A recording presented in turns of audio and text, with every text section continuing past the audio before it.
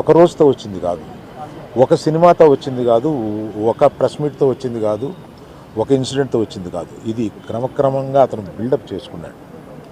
ఆ బిల్డప్ చేసుకోవడం కాదు, 3 జనరేషన్స్ నుంచి వస్తుంది. మీరు ఎప్పుడన్నా 3 జనరేషన్స్ని చూశారు? ఎప్పుడైనా మేము ఇట్లాంటి బ్లేమ్ తీసుకున్నామా? మేము ఇలా బిహేవ్ చేస్తామా? ఇలా ఇర్రేషనల్గా ఉంటామా? మీరే అర్థం చేసుకోండి.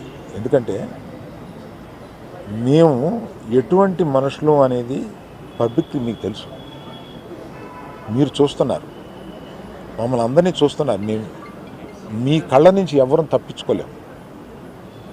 అటువంటిది ఇటువంటి ఒక ఫాల్స్ ఇన్ఫర్మేషన్ తోటి ఒకరు మాట్లాడుతుంటే అది బాధేసింది వాళ్ళు చూస్తే.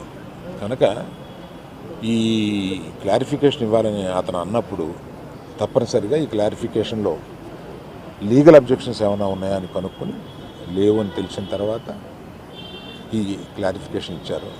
దయచేసి ప్రెస్ వారు, ప్రజలు మీరంతా ఆదరిస్తే, మీ అభిమానంతో పైకి వచ్చిన కుటుంబం మేము, ఆ అభిమానాన్ని అర్థం చేసుకుని ఇలాగే కంటిన్యూ చేయమని నేను కోరుతున్నాను. Thank you sir.